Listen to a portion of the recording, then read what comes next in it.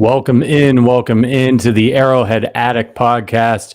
Patrick Allen here, as always, on Thursdays with Matt Verderame and Matt Verderame's lovely daughter, Maisie, who stopped by for an opening show cameo. How you doing, Maisie? Say hi to the audience. You say hi? Yeah. Hey, can you let who's going to win this weekend? The Chiefs. The Chiefs. All right. You have done your civic duty for the week, sweetie. Yeah. Go watch Bluey. Have fun. Okay. All right. Great way to start the show. And especially since we got some bad news to relay to everybody. Unfortunately, Mecole Hardman, right before this, placed on IR with his abdomen injury. He is out for at least the next 4 games. So he will miss the game against the Chargers. He'll also miss the Rams game, the Bengals game, and the first Broncos game. The good news is the Chiefs now have Kadarius Toney, and MVS is back at practice. They, of course, still have Justin Watson, Sky Moore, and Travis Kelce, and hopefully they'll have Juju back, if not for this week, for next week. So certainly wish Mecole the best. Want him to get healthy. Want him to feel 100% and get right. But I think the Chiefs have more than enough firepower here to kind of withstand for a few weeks and wait for his return. Yeah, I would say it's really lucky for the Chiefs that they went out and got Kadarius Toney, and I think that's right. That's why, if you're Brett Veach, you never stop looking to stock the cupboard. It's why people sit there maybe now and they say, "Oh, well, why are they interested in Odell Beckham Jr.?" Because you don't know what's going to happen by the time you get to week 17. By the time you get to the playoffs, guys get injured, things happen. So, in this situation, luckily for the Chiefs, it seems like Mecole Hardman will be back, hopefully. Obviously, they didn't initially place him on IR. He could have gone on to IR last week. He didn't, so we thought he'd be back. Now he's gone for 4 games, so probably a little bit more serious than we all originally thought. But good news, the Chiefs have a guy with a very similar skill set in Kadarius Toney, who's already been able to make an impact on the team last week. Does he have the playbook in the way that Mecole Hardman does and the chemistry with Patrick Mahomes? No, but as you pointed out, I think the Chiefs have enough to keep rolling, although we do have to worry about Juju Smith-Schuster and whether or not he's going to be able to be back on the field this weekend. Hopefully not, if it's not safe for him. Have you heard anything on the Juju front? I haven't. I mean, that's one of those things I haven't really even dug into, only because typically you're just told with that stuff, look, it's one step at a time. Like, he's just got to go through the protocol. I think there's 5 steps to it. I would have been shocked if he had practiced yesterday or today. I think it's interesting to see, does he practice at all tomorrow? If he does, I'm sure it would be on a limited basis. And then they'd continue to go through the rest of the protocols. Really, the big step in it is getting them back to some kind of physical activity. And then the next day, how do they feel the next day? Do they have recurring symptoms? Are they mentally clear and crisp? So I think that's what you have to wait and see.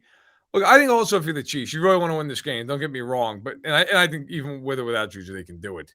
But you want him 100% healthy. Like, this is a brain injury, and this isn't like, hey, can he fight through a toe injury here? So I don't know where he's at. He might play, he might not. But I think right now, if you're the Chiefs, look, you have to also keep in mind they have Kelce, they have MVS, they have Toney. Watson, every time they put him on the field, he's stepped up. I'm not saying he's Juju. He's not. But they've got a lot of guys. Like, the Chiefs have a lot of capable players who can catch the ball. Gray, Fortson, all these, the backs can catch the ball. Like, also, we're going to get into this. This is also a game. If you can't run the ball in this game, you ought to give it up. And they've run the ball. They just ran the ball against Jacksonville. It's got a good defense. So this should be a game, too, where if you got to rely on the ground game a little bit, you should be able to do it. Yeah, I'm just not sure we're going to see Juju this weekend. I think particularly, look, the NFL, regardless of what anybody wants to think, they care about optics. And with what happened with Tua Tagovailoa this season and that serious injury and him getting, put back on the field, when you see a guy go into a fencing position like that, even if he clears the concussion protocol, it's a regular season game. When it's that serious and visible to everybody, it might just be safe to just keep him out a week, let him rest. I'm not a doctor, but I'm just saying that may be in the NFL's and the Chiefs thinking here, as well as, like, maybe 2 years ago, he passes concussion protocol, they get him back out there, but these things keep progressing and they're getting more and more serious about head injuries, and they should. They should. I would lean, just my expectation would be that he would not play. I just think it's the prudent thing to do. Give him a week, give him really essentially 2 weeks between games. Let him recover. Let him get right. Because I will say this, and this is concussion, like not protocol, like NFL protocol, but just in general. The last thing you want is for him to go get another concussion right away. That is when you could be out a long time. Right. Like you want him to heal 100%. Even if it's one of these things where on Sunday you're like, well, we think he's good, set him, in my opinion, because you then run the risk of, if he's not 100% healed and he gets his bell rung again, now you're looking at a situation he could be out for months. Yeah. So if I'm the Chiefs, I'm cautious. I'm still feeling like, look, Kelsey, MVS, Tony, Watson, Moore, Gray and Forts in the backs, like, you got more than enough to go win the game. Yep. You really do. I wouldn't rush anything. Let's put it that way. Yeah. The Chiefs want him back, and he's had concussions before. So it's important to take care of Juju for his long-term health. This is the Arrowhead Addict podcast. If you're watching on YouTube, do us a favor and hit the like button. And if you're not subscribed yet, what are you waiting for? Subscribe. You don't want to miss any of the, we think, great Chiefs content we put out on a weekly basis. This podcast is brought to you by the Kansas City Beer Company.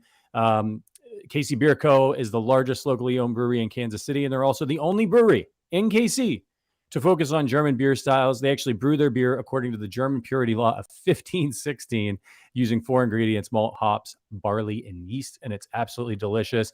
You guys see us drinking it on our post-game victory parties all the time. Big fan of the Dunkel, big fan of the Fest beer that's out this time of year. So do us a favor, give them a shout out on Twitter at KC Beer Co. When you guys do this, it makes them happy, it makes us happy, and when they're happy, they give us money and they keep sponsoring the podcast. So give them a shout on Twitter. Let them know you heard about their beer on our podcast, and keep us in business and dare to beer different. Speaking of KC Beer, Verderame, we've got kind of an exciting announcement. We've been talking about it on the podcast.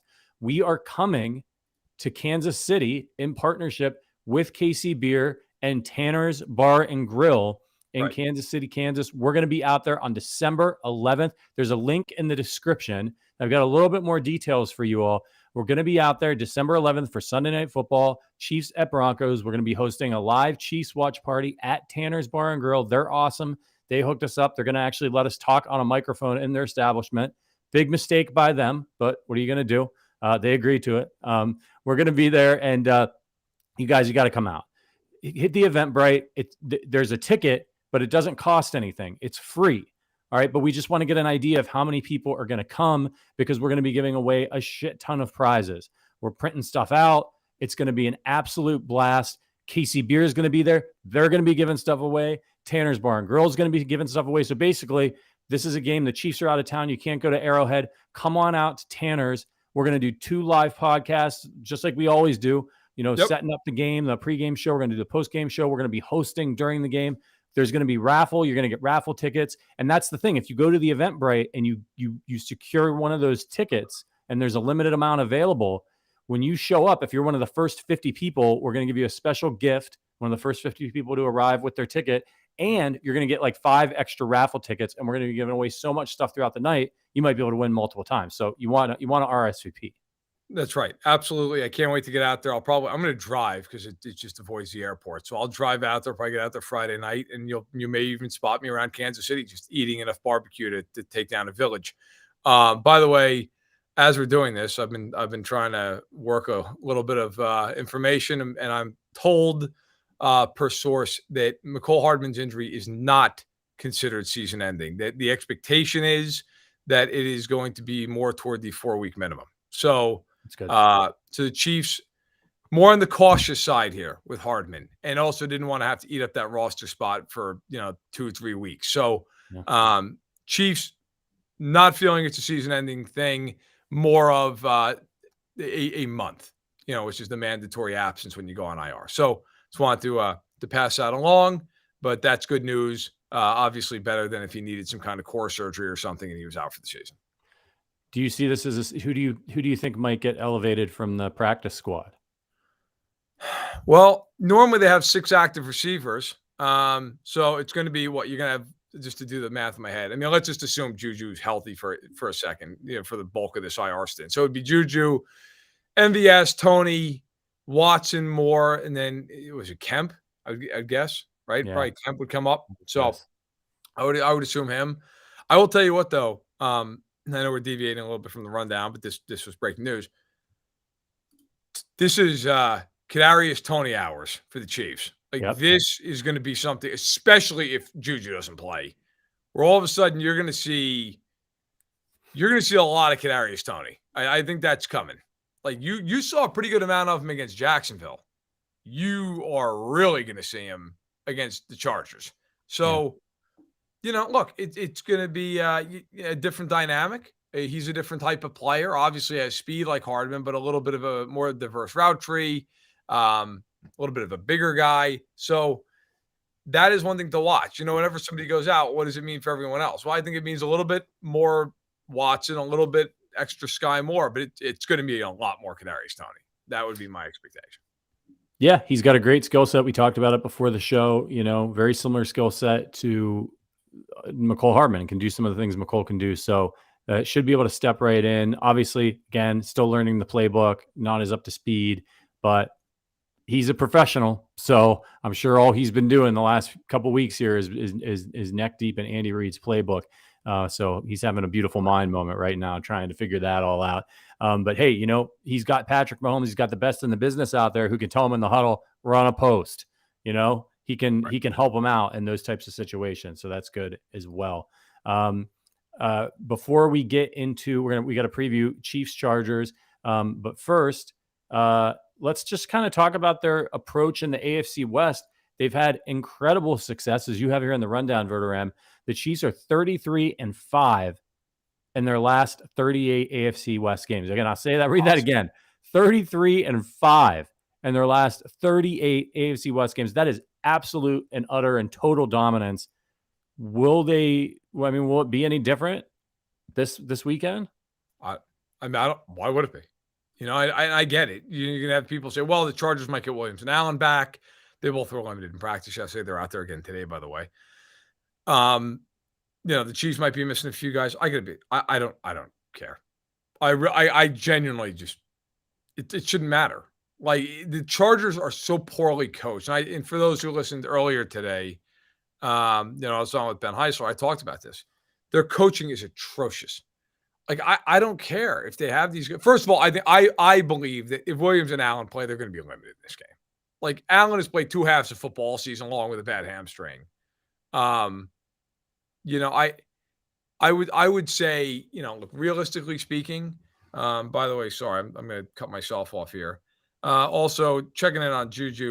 My understanding is that he's doing well. Doing in fact, very good. But I think it's more of at this point, like protecting him from him type thing. Yeah. So, so the good news is doing really well.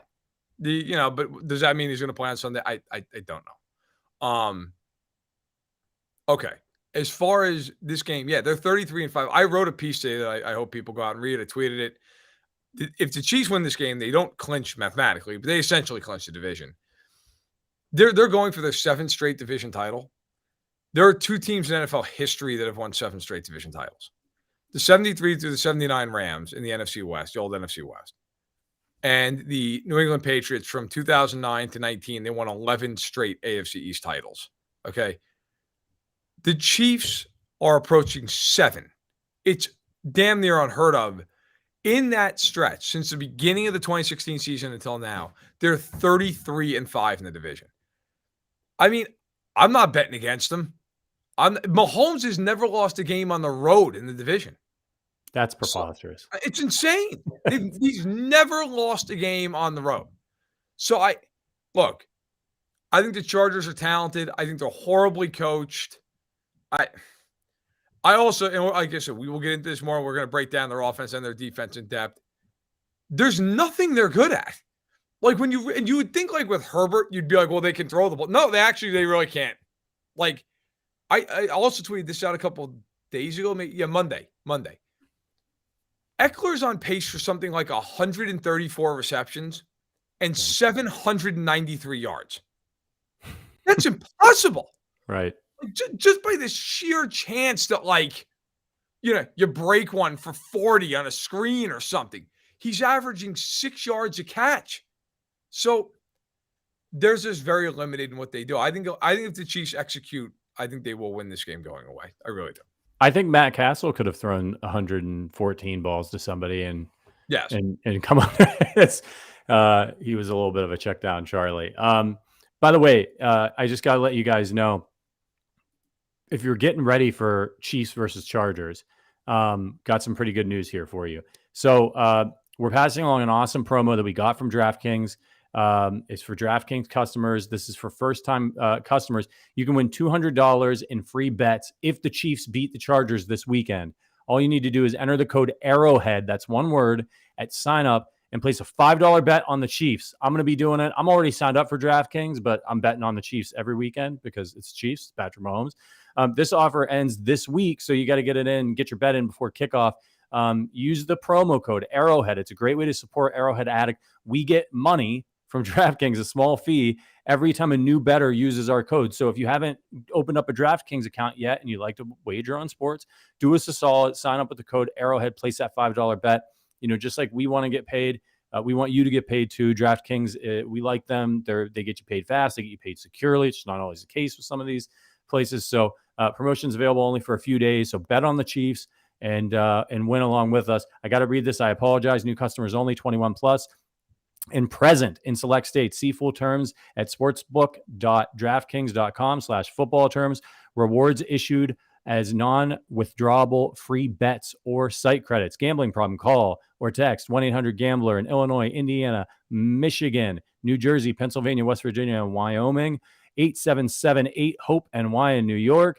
467369 in New York. You can text as well. 1-800-NEXT-STEP in Arizona. 1-800-522-4700 in Colorado. 888-789-7777 in Connecticut.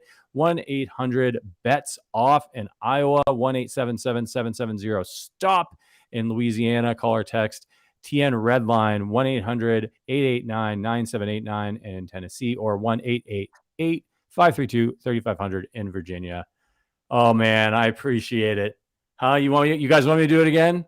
Thank God for all our laws and regulations that protect us from. There should be a law. They should pass a law to protect listeners from having to listen to us read 20 minutes of gambling hotline numbers. Yeah, that's a shame. Yeah, but we survived. Good for you getting through all that. Yeah. So. Yeah, man. Definitely, though, do check out that promotion, unless you need to call one of those phone numbers, in which case stop watching and call one of those phone numbers. Right. Yeah. Somebody asked in the chat as well on YouTube if the live event at Tanner's in Kansas City is going to be streamed on YouTube. Yes, it will.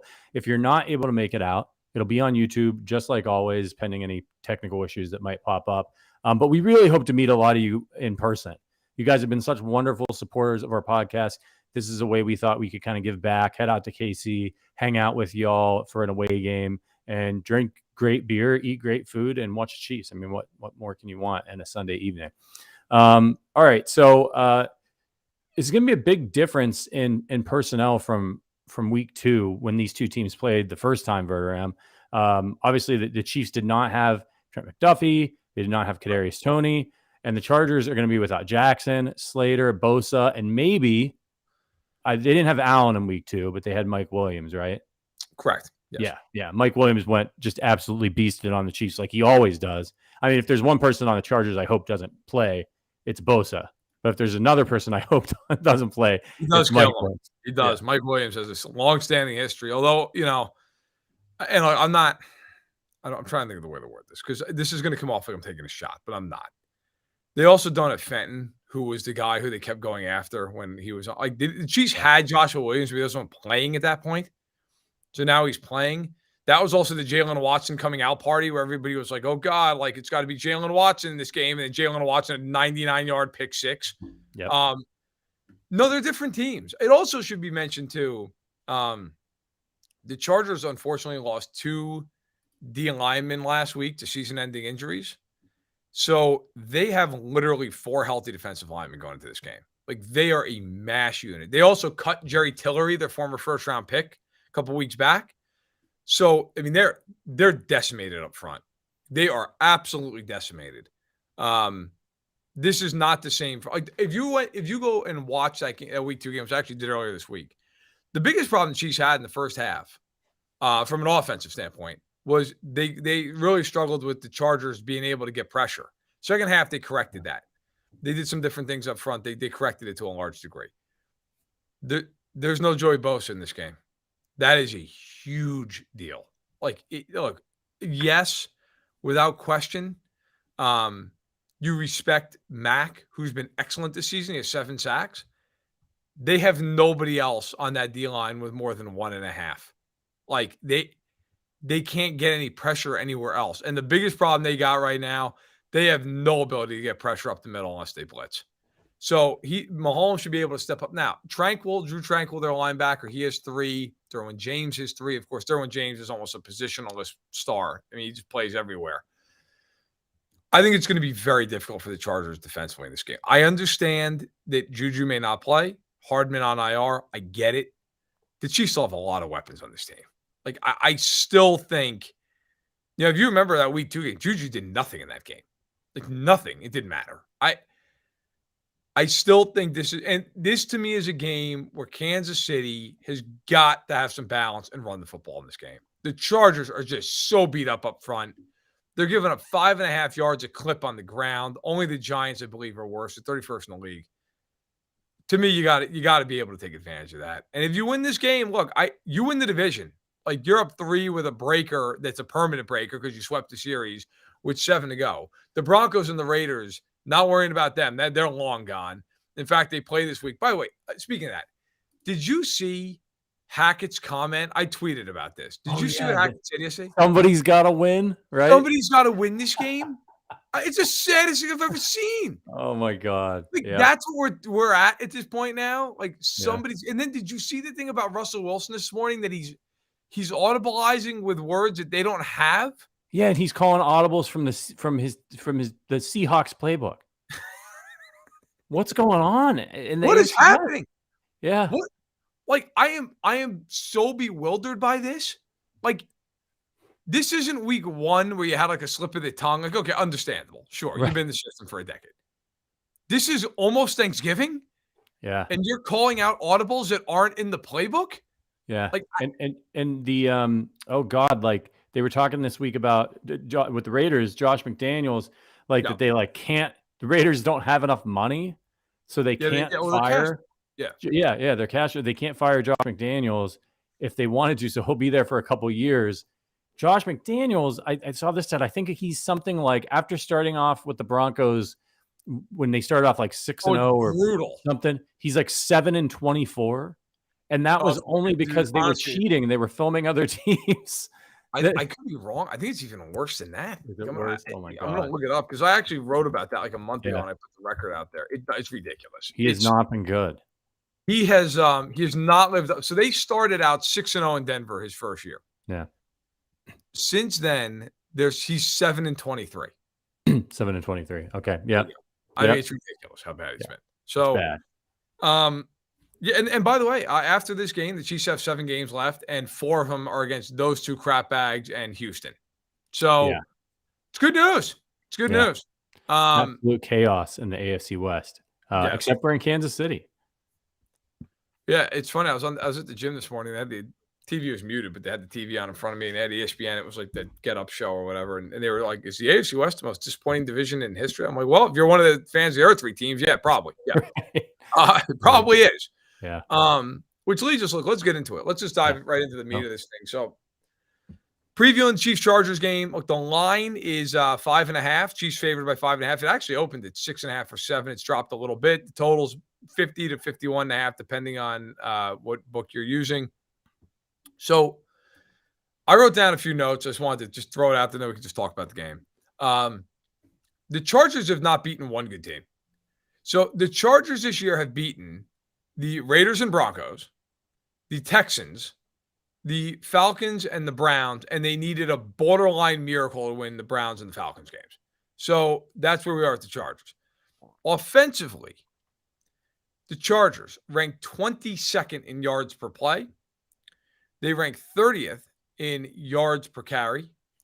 They're 12th on third down. They're 24th in the red zone, and they are 16th in yards and points per drive. So you're talking about the definition of a mediocre to slightly less than mediocre offense. One thing, and this is a function of how quickly they throw the ball, they've allowed the fewest sacks in football, 13. Now, last week, Jacksonville came in only having allowed 12, and the Chiefs got 5 sacks. So they were able to stymie that. This offense, in a lot of ways, is similar to the way Jacksonville plays offense. Like, it's dink and dunk. It's quick. It's underneath. It's relying on the backs. It's occasionally relying on a slot receiver with Christian Kirk in Jacksonville. If Keenan Allen is healthy, Keenan Allen will go in the slot quite a bit. But this is kind of a similar offense, even though you don't think of it, even though you think of the Chargers and you think when they're healthy, high-powered, right? The ability to get deep down. They don't play that way. One thing about the Chargers, I will tell you from watching every snap of them this year, they are a slow offense. This is not a team with speed. Mike Williams, even as good as he is, he's not a fast guy. Allen is a terrific player, but he's not necessarily a burner. And none of the rest of them are either. DeAndre Carter is about the only guy with some speed to him. The rest of them, including Eckler, it's not fast. It's not a fast group. The Chiefs are definitely faster on defense, and the Chargers are on offense. That's something to keep in mind. And then I guess we'll jump off there. I'll get to the defense a little later. But what are you looking at when the Chargers are on offense from a KC perspective? Yeah, I mean, one, I'm interested to see. Well, we don't know who's going to be out there at wide receiver for them. If they happen to get Williams and Allen back, those are two really quality receivers. That might change things up a little bit as far as how much the Chargers start throwing down the field. If I'm Los Angeles, I'm going to try to challenge these young Chiefs corners. You got a bunch of rookies back there in the secondary. I'm going to try to attack them deep, see if I can win those jump balls, which is what I had success with every time Mike Williams steps on the field against Kansas City.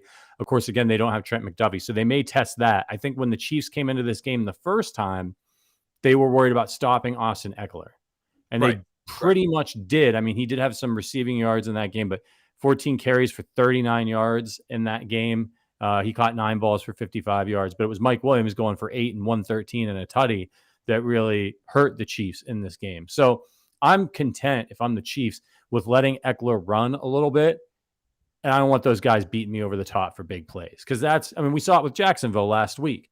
You know, you're doing fine, and then you kind of give up that big play, and a team that's not doing really well on offense gets a score and puts a little bit of pressure on you. So, yeah, that's it for me. I want to take away those receivers. If they're not out there, I'm not worried about Josh Palmer. I'm not worried, about Carter. Just focusing on Austin Eckler. Yeah, look, I think there's a case to be made for that. I would almost say this though, with the way the Chargers play, and I know that there's this whole thing about, Williams and Allen might play.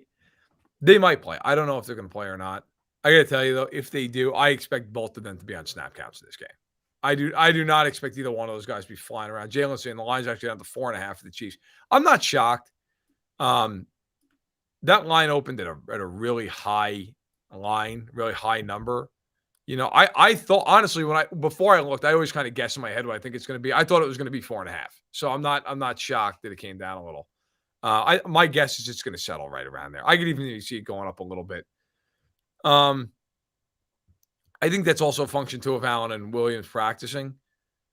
But I don't know. To me, Allen has played 2 halves of football all season. He's going to go out there now and just be Keenan Allen and run 70 snaps. I don't believe that. I also have a feeling in this game, from a defensive standpoint, if you're Spagnuolo, they found something in the second half of that first matchup that the Chargers had no answer for. And I have a feeling you're going to see the Chiefs exploit the crap out of this over and over and over. And that is Jones, the first half of that game, if you remember, they put him over Zion Johnson, the guard, who's doing a damn nice job for the Chargers this season. And Johnson really did a nice job on Jones. Really, really did. The second half of that game, everybody always talks about the Corey Linsley injury, which, listen, I'm not saying it didn't factor in. He's a great player. But They didn't put Jones in a spot where Corey Linsley was. They put him over Matt Filer. And Chris Jones destroyed Matt Filer. I have a feeling in this game, even when they don't blitz, you're going to see the Chiefs put a linebacker right over the center so that the protection call has to be one-on-one, and they're going to shade Jones to the outside shoulder of Filer, and here it comes. I have a feeling you're going to see a ton of that in this game because it worked like a charm the last time, and it's one of those things that, like, when an edge rusher is really good, you can always chip him. It's harder to do that with an interior alignment. You can't really do that. I think it becomes a lot more difficult. The other thing is in this game with McDuffie and with Williams, McDuffie's a smaller corner. They're not going to travel him inside. If Allen goes inside, you'll see Snead. I'll tell you right now, Watson and Williams are bigger corners. I would expect that if Williams plays, that's who's going to be on him. You're going to see a lot of Joshua Williams and Jalen Watson. And I know by the name recognition, you'd be like, I don't know about that. I think they match up well. Like, they're bigger physical corners. McDuffie, I think, is, he's going to handle the Carters and the Allens of the world on the outside. And then, of course, anybody who jumps inside has Snead. I'd like to see the Chiefs play man in the game. I hate zone coverage anyway. Get in man coverage.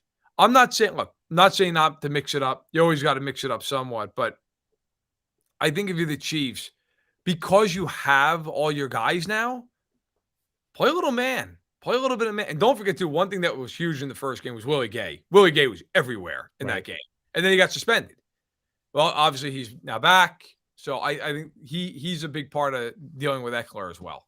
I saw some notes in the chat. The Chiefs defense is poo. I think this Chiefs defense is coming on, man. Like, they've got, I think there's only 7 teams in the NFL with more sacks than the Chiefs this season.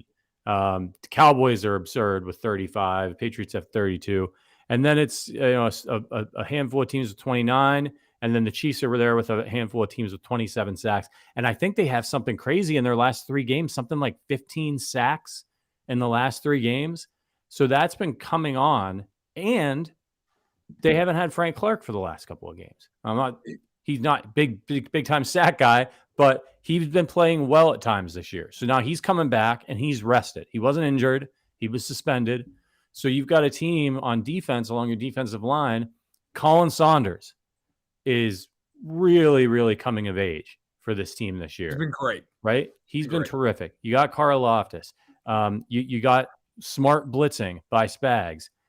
Carlos Dunlap's out there. This is a guy with a 100-sack career now. And now you're bringing in Frank Clark. And you got Trent McDuffie back in the secondary. And what is better secondary play going to lead to?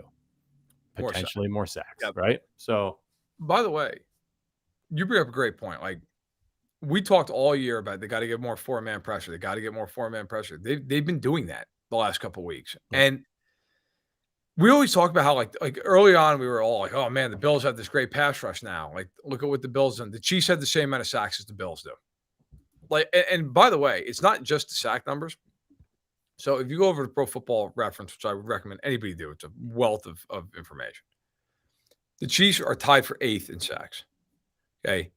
Now, early in the year, the Chiefs blitzed a ton. They were top 3 in the league. That percentage now has dropped down to 8th. Still high, but it's not where it was. Like, they're now under 30%. It's been dropping steadily throughout the year. Their hurry rate is 5th in the league. Their quarterback knockdown rate, that's more average. That's middle of the pack. It's 15th. Their pressure rate is top 10. It is 9th. The Chiefs are getting pressure. They're getting home, and they're doing it more and more without having to blitz. So that's really good. Earlier this year as well, the Chiefs were the worst team in the league with yards after catch. That was their worst thing. They were literally the worst in the NFL. They're still 8th worst, but they're starting to get a lot better in that regard as well. And they're certainly better in air yards. They're not giving up nearly as much in front of them. So the Chiefs, the biggest thing right now I want to see out of the Chiefs defensively is cause some more turnovers. They have not turned a lot of teams over. That is something that if they start doing that, forget it. I mean, because that has been really their big issue is they're -4 in the turnover ratio this year. Which is crazy. They have the best record in the AFC. And they have a -4. If they ever start turning teams over, forget it. They'll never lose another game. Right. So that to me is the key for them right now. Get some more turnovers, force some more fumbles, get your hands on some more footballs, pick them off. That's where the Chiefs need to be. But I think defensively it's starting to come together a little bit, which, by the way, that's been a Spagnuolo thing for years with the Chiefs. Early on the year, kind of muddle your way through, and then the second half they take off. This year, actually, they haven't been that bad defensively. The first half, it's kind of been average. So hopefully they take off and they really become, a top 10 type unit here as we go forward. I'm really excited about the defense, man. Look, the Chiefs are putting up 30 points a game on offense. Mahomes has been scorched earth all year. He might set a passing yards record. He's going to throw in the mid to high 40s in touchdown passes, maybe get 50 again if he has a couple of, big games down the stretch here. So if this defense is good enough, I think, right now for them to win the Super Bowl. And we saw it. I mean, they lost to the Bills at home by 4 points. They had the ball at the end of the game with a chance to win. Mahomes messed up. He threw a pick. So if they're getting better over the course of the second half of the year, which these rookies, they're probably not going to get worse. So, I mean, you should be really excited. That's what I'd be watching the whole second half of the year.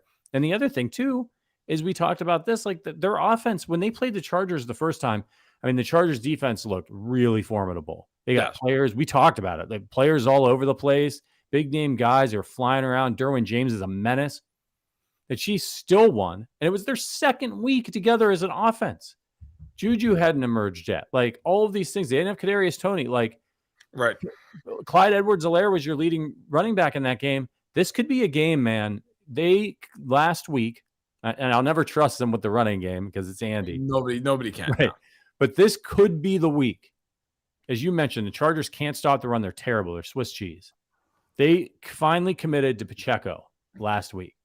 This could be a game without McCole Hardman where you see a lot of Pacheco and a lot of Jerick McKinnon in the passing game on third down, and the Chiefs do a lot of damage with screens and runs and then open up for some big shots down the field. For sure. By the way, I thought it was notable that Dave Tope today, when he talked, was saying that they're not going to have Pacheco return kicks anymore. That tells you that they are going to give him the football because there's no other reason for it. It's not like he's been bad returning kicks. So they're going to give him the ball more and more. Also, he said Tony's the punt returner moving forward. So you have that going. Look, I think if you're the Chiefs in this game, as we move over to the other side of the ball now, on the offensive side, you've got to have balance in this game. You have to. The Chargers can't stop anybody from running the football. And if you can get in 2nd and 5s against them and neutralize Mac coming off the edge, they're dead in the water. Their linebackers can't cover. Okay, this is not a team that has linebackers they want in space. That is not how they want to play. Tranquil's the best linebacker on the team, but he's not a guy who's going to be covering Kelsey. Okay? Kelsey, by the way, historically has absolutely killed the Chargers every time he's played them. I think this is a game where if you get the matchups on the outside, the one thing where the Chiefs really match up, and it's a shame Juju may not be able to go because he would really match up. The Chiefs have big receivers, and the Chargers without Jackson have small corners. Asante Samuel's a good player. He's a small corner. Bryce Callahan is a small corner. So when you start looking at, what kind of matchups you have, MVS could have a big game in this game. I don't know. Michael Davis is a corner for the Chargers, who's the biggest guy. He's 6'2", and he's got some speed to him. He's not a great corner. He's a decent corner, but he might be the guy who they try to match up on MVS a little bit because he's taller. He can run a little. But I'll take Tony against any of these other guys. He's bigger than him. He can run, you can jump, the whole deal. And Kelsey, to me, like Stacey brings up, he says no Juju, no Hardman. We don't know what Juju, but yes, no Hardman. James on Kelsey, who reliably gets open. Stacey, I would say to you that they will scheme ways to get Kelsey away from James. And if they put Derwin James on him the whole game, it opens up the whole rest of the chessboard. Because if you're taking him out of I almost think the Chiefs would take that trade, honestly. Yep. If you're gonna take Derwin James out of the game, it's kind of like if you play chess and you trade queens, but your board's a lot better than their board. You feel pretty good about it. Yeah. I actually think if you're the Chiefs, you'd take that 100 times out of 100 because now you've got Tony and MVS against corners they ought to beat. You've got all kinds of – you could go bigger personnel. You could get the backs out on these backers who can't – I actually think if you're the Chiefs, you'd take it. By the way, thank you to Jalen for a really nice super chat. Man. Appreciate it, man. Nothing more I want than the Chiefs to smoke the Bolts and come out healthy. I'm concerned, though. Every time the Chiefs should win handily, they don't, a la the Titans game. Teams bring their A game against the Chiefs and make games tough. Yeah, he's right. I mean, they just drive us mad when but see, this is a game the Chiefs are clearly the better team. But I don't think if this game is close, and I think it will be because it's the Chiefs Chargers. It always is with these teams. They always play the Chiefs tough. So, we'll get to our final scores in a little bit, but I'm not predicting a runaway. I won't be frustrated if this is close because it's a divisional game, because the personnel, they know each other so well. I kind of expect it. But sometimes the Chiefs pleasantly surprise us too, right? Going into that Tampa Bay game, you didn't expect a blowout. Going into that San Francisco 49ers game, you were like, man, this one could be close. Not the case. So maybe they'll delight us this weekend. I'm going to throw out a theory that I think the Chiefs have certain games. It's not even a theory. I guess it's pretty much fact.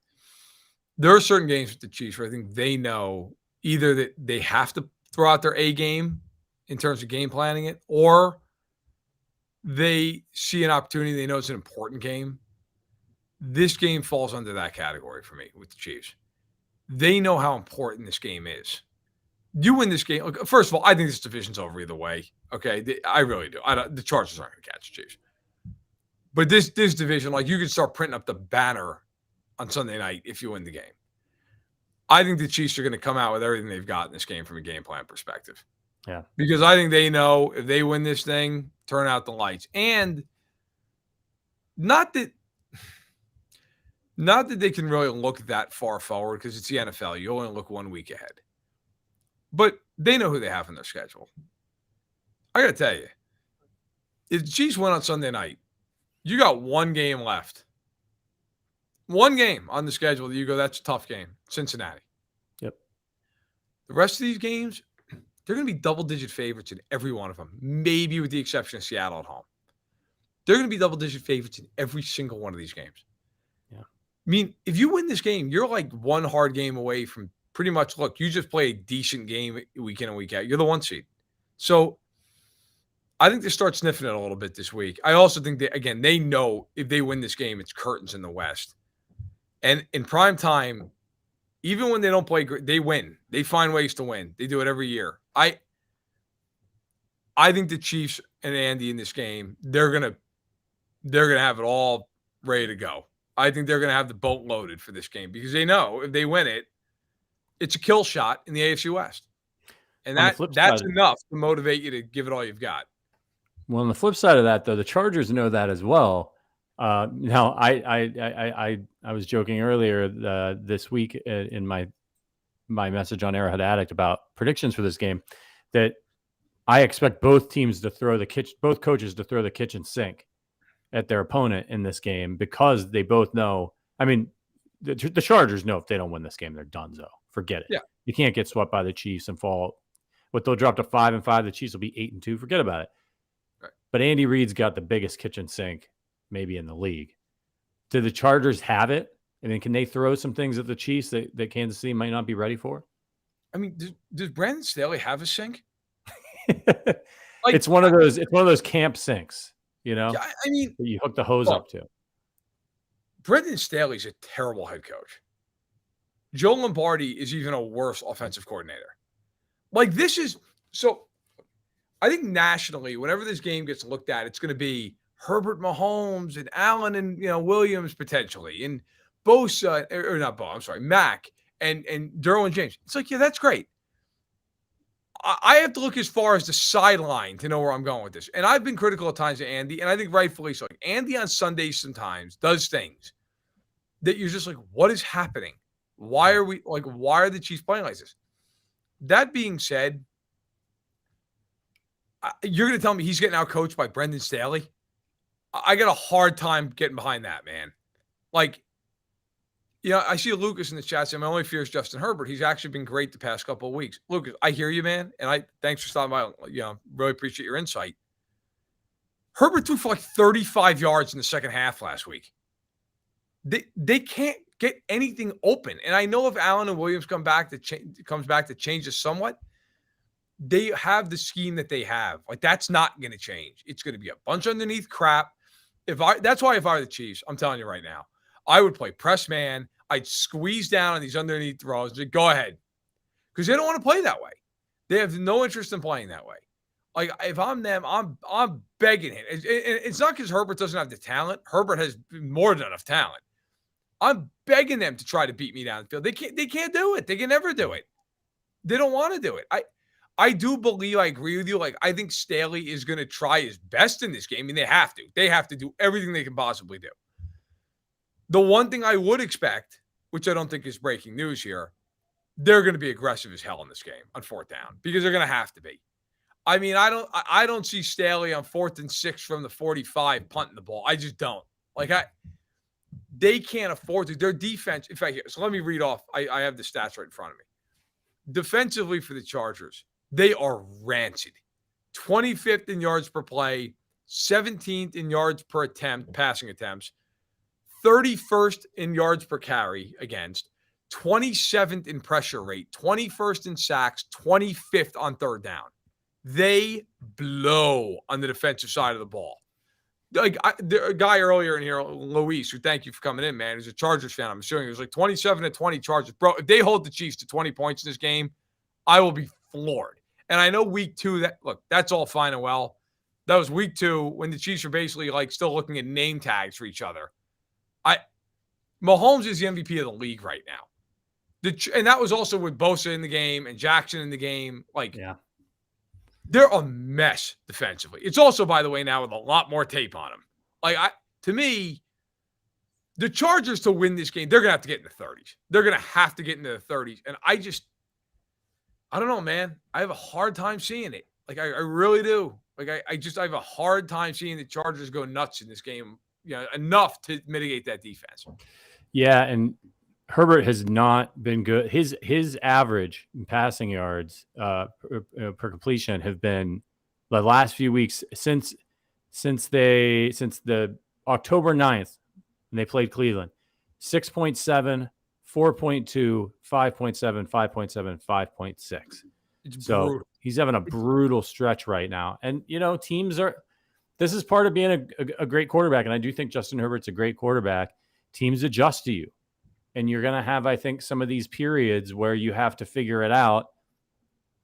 And I think he's going through that right now. And I think he will figure it out and he'll get some weapons back and things will improve. But he really needs those receivers out there for them to have a chance this week. It's also, too, and hey, safe flight, Lucas. Go Devils. My other thought, too, in this game is like at some point, and this is, I don't want to be this guy, but I'm going to be this guy for a minute. I think Herbert's terrific. I do. I think Herbert is phenomenal talent. At some point, though, like you got to like make some big throws and win some games. Like at some juncture, that's got to happen. And the reason I said I don't want to be that guy is I think sometimes you get these people who argue that like, oh, he's terrible. He's terrible because he doesn't win enough. Like that's nonsense. What I mean, though, is there have been a lot of games this year and the last year when they've had plenty of talent on the field and they have an opportunity to go win a game and they don't do it. Like they short circuit. Now, some of that I do think is the coaching's terrible. But like think about last year when these two teams played each other and the Chiefs did not have Jones, Gay, or Snead. That was the famous night where Chris Jones became a Arrowhead Addict member and showed up that night. Yep. Didn't have any of those guys. And the Chiefs had been on the field all night.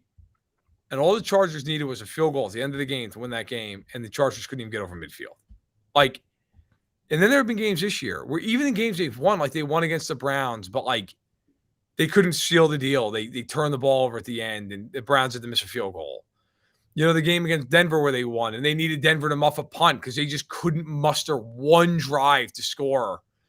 Like there is something to that. At some juncture, like at some point, whether you want to lay it all at Herbert's feet, which I honestly don't. I think it deserves to be laid at a lot of feet. But there is an element of like occasionally you got to win one of these games. Like you got to actually do it.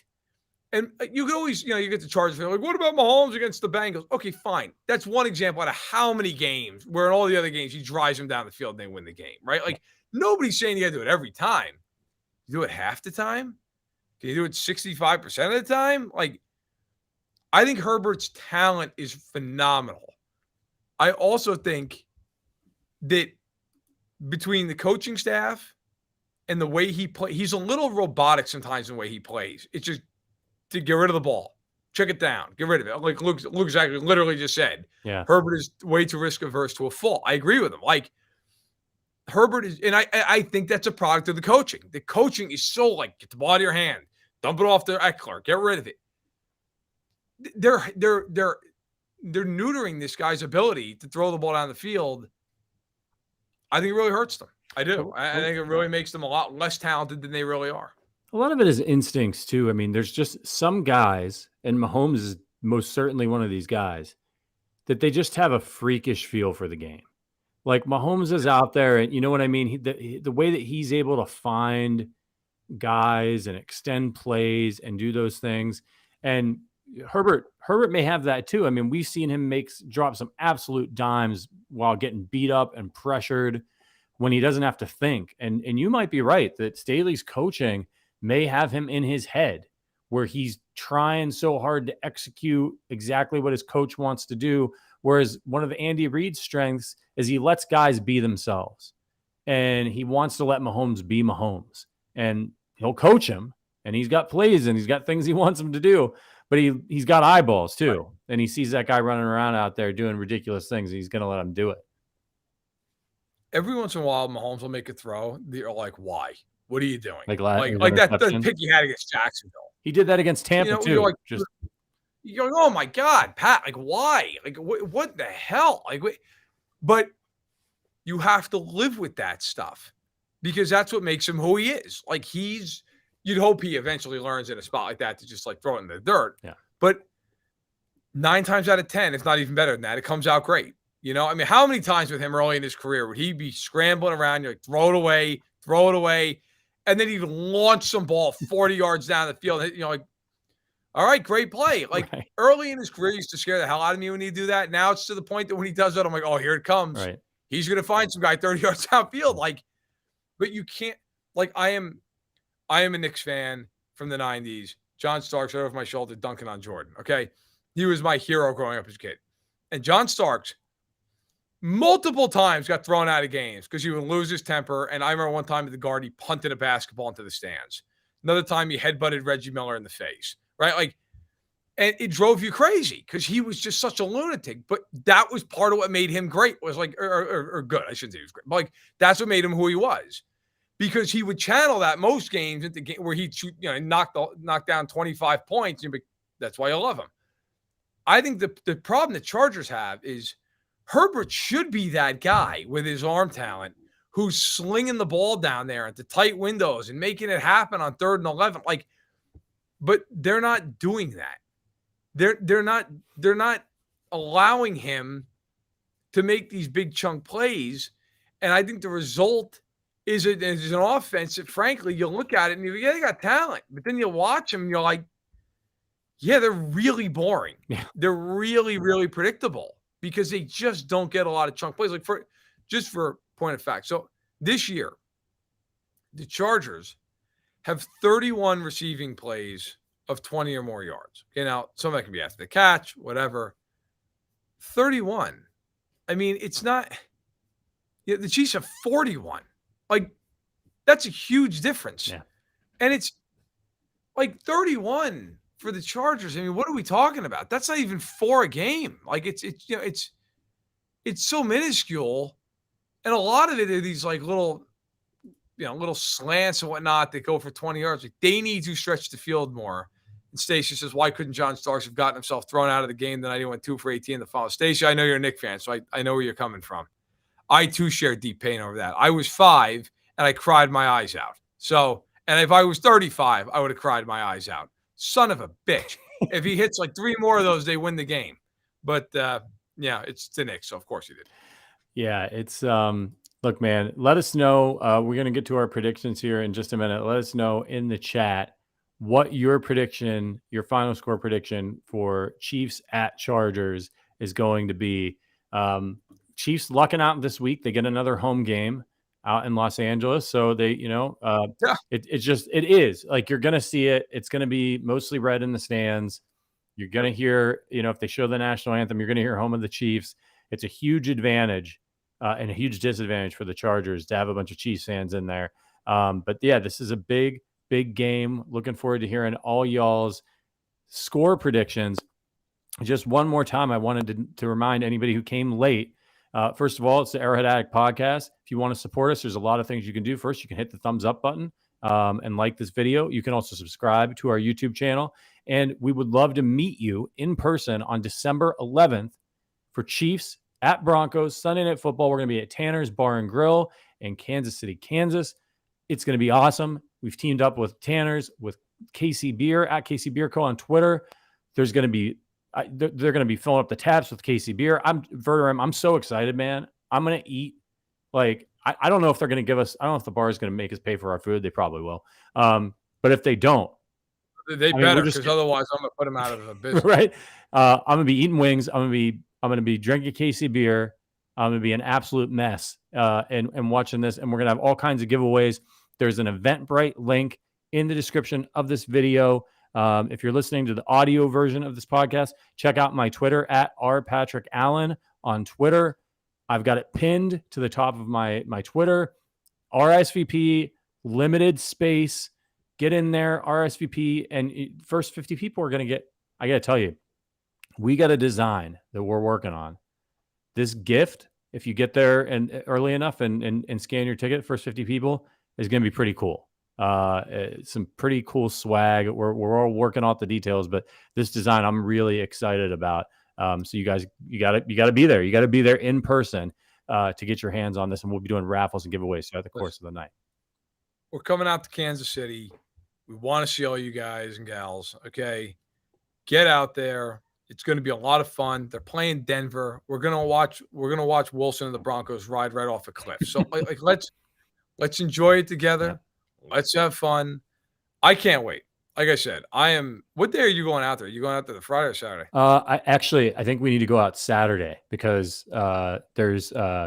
we may be doing something really cool with KC Beer at their brewery. So I think we need to be there on Saturday. I might go out on Friday if possible. I'm going out Friday. Yeah, okay. But yeah, we'll get there Friday. We'll do some stuff at KC Beer on Saturday, and maybe we can meet some people, out at KC Beer as well. I've got. I mean, it's all happening. Yeah. I am going to be there. I'm going to get there like Friday late afternoon. Let me tell you something. Q39, Joe's, Gates, Jack Stack, yeah. All of it. It's going to be a clean sweep. Okay, it's going to be the tour of Verderame. Yeah. I'm just going to hit like all these places. And then if you're looking for me, I'll be passed out face down in the plaza as I've passed on from meat sweats that have actually killed me. I can't wait. Yeah. I am so excited about. I've reached out to some buddies of mine out there I'm going to meet up with, and say hi to who I never get to see. But listen, if you're in the area, you got to come out. Like I'm driving 8 hours, and I want to see all you people. Okay, and side benefit, you get to watch me watch a Chiefs game. Oh, which is people who have ever watched the game with me can attest to. That's an experience. Yeah. So let's go out. Let's have some fun. Let's go to Tanner's, watch the game, have some KC Beer. I can't wait. Yeah. I can't wait. But first, I got to beat the Chargers. Yeah. And I know we both think there's a good shot of that happening. In fact, let's get to it. No listener reviews to get to this week. Yeah. That's okay. What do you have for your final score prediction for this game? All right, let me dig it up here. So, look, like as we've talked about, they can effectively wrap up the AFC West Sunday if they take care of business against the Chargers. Chargers dropped to 5-5. Chiefs moved to 8-2. It's a wrap. The win also, of course, clinches the tiebreaker for the Chiefs, so that effectively gives them a 4-game lead with the Chargers with 7 games to go, and the Chiefs still get to play the Broncos twice and the Raiders. So I think Kansas City's clearly the better team, but that just never seems to matter when they play the Chargers. It's a high stakes game for both sides. I like I said, I think Andy Reid's got the bigger sink here, so I think they both throw the kitchen sink at it. But the Chiefs win in a nail biter. I'm going to go Kansas City 26 due to a Harrison Butker miss extra point, which is par for the course at this point. Chiefs 26, Chargers 24. Okay. I am going Chiefs 34-24. I think they win this game. I think they win this game by a few scores. Listen, I picked the Chargers to cover the first time, and I'm not doing that this time because I think that the Chiefs are going to make the adjustments that the Chargers want. The Chargers just are not well coached. I've said this 100 times tonight. I'm going to say it again. They're not well coached. I don't believe in the Chargers being able to adjust the way the Chiefs can. I think the Chiefs win. I think they win 34-24. I think Mahomes has a big day. I think the Chiefs are going to be able to score a ton of points. The Chargers are terrible defensively. Bosa being out to me is a massive deal. I think that changes the whole game. So give me the Chiefs by 10. I like it, man. And I think, look, I assume it's going to be close because they just always are. It just always seems to work out that way. But I see a world in which, and as we talked about earlier in the show, where it's as Isaiah Pacheco coming out party where they run all over the Chargers and things kind of get out of hand because the Chiefs are just able to control the clock and the Chargers can't stop them. Some of you guys have tossed in your predictions. We've got somebody said, let's ride home sad. Hilarious. John says KC 35-21. Doug in Kansas says, tough game, but Chiefs 27 to 17. By the way, Doug in Kansas said a nice thing about us, Verderame. Called us the dynamic duo. So that's like Batman and Robin here. I'll take that. Yeah, we'll take it. H-Dub says Chiefs 29-22. Ashley Binder, what's up, Ashley? 35-17 Chiefs. Don Bowles says KC 34, LA 24. We'll do one more here. Kyle says Chiefs 30, Chargers 20. By the way, if you want to be a part of the Arrowhead Addict community that we're building here, obviously come out and hang out with us at Tanner's. We do have memberships. If you want to hang out with us in Discord, watch Thursday Night Football tonight, chop it up. That's right. That's football night. Yeah, that's always great. We really appreciate our members. Many of them are here every week commenting in the chat. You hear us call them out sometimes. It's a way to support the show so that we can do things like come out to Kansas City. We expanded the format this year to like 1 billion shows a week. We got Verderame doing more like that kind of stuff that, that keeps our bosses happy. And that when we go to them and say, we want to do more for the Chiefs, the Arrowhead Addict Chiefs community, it's a great way to support the show. You can also sign up for that DraftKings deal if you don't have a DraftKings account. That's a big thing that you can do for us because that's a sizable little fee we get for that. So appreciate all of you for all you do for us. Who's playing tonight, Verderame? I don't even know. Titans at the Packers. God damn! Can we get one matchup of two good teams on Thursday Night Football, like just once? Yeah, it could be worse. It could be a lot worse. Yeah. Could be a lot worse. The main thing right now is Starter just dropped like 100 Chiefs jackets, like those old school jackets. They're not cheap, but I'm buying one. I don't care. Did they do more styles? I don't know. They have a bunch of sizes, but they have the old school pullover starter jacket. And I used to have one as a kid, and I love them. Are those the one on pullover, not the ones on Homage? It is the one on Homage. They're brand new. They dropped like 6 minutes ago. Oh, okay. They've got really cool crew necks too, like old school. Oh yeah, they have great stuff. They have really cool stuff. Yeah, but it's all like these old school looking jackets, man. Like, oh my god, they're unbelievable. Oh, those ones, those starter jackets. Oh shit, I'm looking at them right now. Yeah, I'm literally like buying one as we speak. I need to do this. So we have to go because I need to buy this jacket and I need to get my damn credit card number, which I don't have in front of me. Oh my god, $160. It's gonna happen. I don't care. Yeah, it's happening. I'll explain to my wife later. There's only a few left of the Chiefs one. You better jump on that right now. I know. Yeah. All right, everybody. We're going to get out of here. Thank you so much for your support. We can't wait to see you at Tanner's on December 11th. But don't worry, we'll be back on Sunday for our Chiefs pregame show because it's a primetime game. So we'll be here about 45 minutes before the game. Find us on the YouTube channel. And then, of course, we'll be there for the halftime show and the Chiefs victory party after Kansas City locks up the division and beats the Chargers. But until then, for Matt Verderame, for our producer, Sean, appreciate Sean's help tonight. And for myself, Patrick Allen, we will see you guys on Sunday. But until then, go Chiefs.